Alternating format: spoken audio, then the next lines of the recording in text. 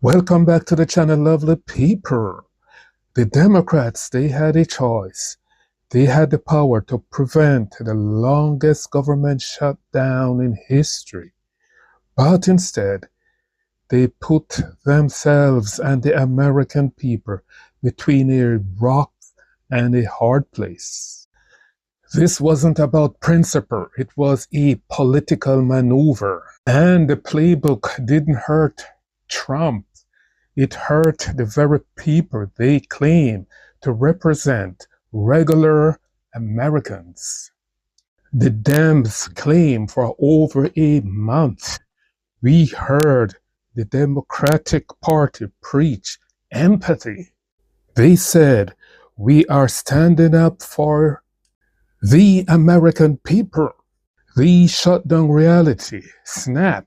But when it comes time to show that empathy, what did they do? The result, SNAP benefit, food for millions of vulnerable Americans were delayed, threatened, or cut off after 42 million people who rely on that aid were put on the brink of hunger. And let's not forget the hundreds of thousands of federal workers. More than 40 million Americans set to lose food benefits. Republicans blaming Democrats. Democrats say Republicans have refused to address health insurance premiums set to skyrocket for 20 million Americans. Jay O'Brien on the Hill again tonight. Air traffic controllers, law enforcement, border agents working without pay, unable to feed their own families. The Democrats chose a hill to die on, a legislative demand that guaranteed that people would go hungry, guaranteed that families would go hungry, guaranteed that families would miss paychecks. They said no food for 43 days. It's fine, it's fine. But losing a health subsidy is a death sentence. You tell me where the empathy is in that calculation. Again tomorrow, three sources telling NBC that this time it will include a new expiration date and 3 full-year spending bills. But the package does not include the Democrats' central core demand, a commitment to extend expiring health care credits. And big election wins for Democrats have energized the party's fight. MSNBC now reporting after weeks of different approaches, Democrats are advocating a new strategy. So there you have it, the hill that the Democrat died on, the ACA holdup, the ACA subsidies. The healthcare holdup, their stated reasons, because Republicans were letting the enhanced ACA subsidy expire.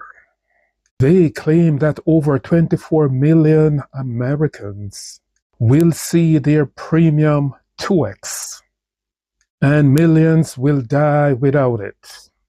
But let's look at the facts. Those enhanced subsidies, the ones they shut down the government for, were a temporary COVID era measure. They were passed by the Democrats, you wouldn't guess, in their own legislation.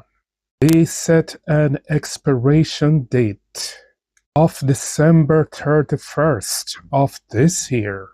Highly popular with millions relying on it for coverage, and there's no serious proposal to repeal it or replace its core structure.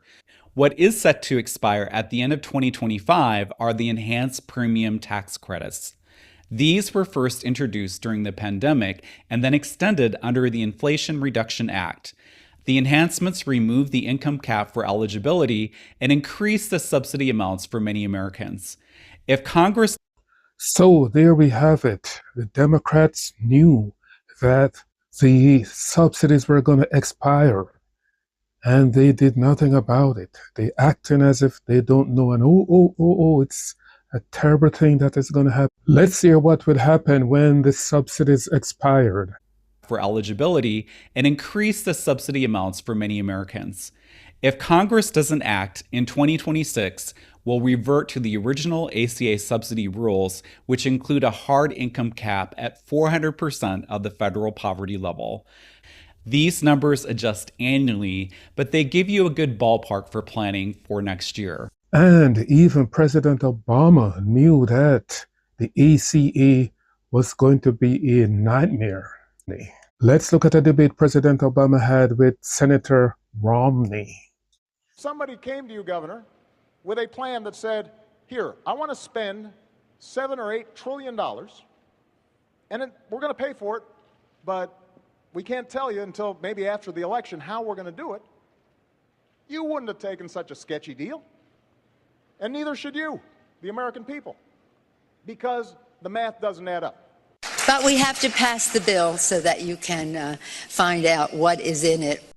So the shutdown was something we all knew that was gonna come because the math weren't matching. The Democrat Party crafted a bill that the subsidies expire. When they wrote the bill in the first place, this is legislative malpractice. The play here was to stand up to Trump, to say we are the champions of health care. But the cost of that political win was measured in the missed meal of kids and the bankruptcies of federal workers. He won the arguments in the headlines. They lost the trust in the kitchen table. Chaos. How many are going to play chicken for the food security of 2 million Americans? How much more unsafe are you going to make flying in our country? The military deserves to be paid, and the workers here in the Capitol needs to be paid. And the Capitol Police, all those people, you've run this into record. That's a sad record. And enough people realized. We all know that the Democrats' favorite word now is to fight, fight, fight. But are they fighting the wrong fight or fighting the wrong battle? The choice was simple. A clean bill, reopen the government, and then fight the subsidies. Fight like adults, or allow the most vulnerable Americans to suffer. Now, for a political gain later, the Democrats choose the latter. And the results are a powerful example of how Washington politics hurts Main Street every time. Legislative malpractice, empathy paradox, self-inflicted wound.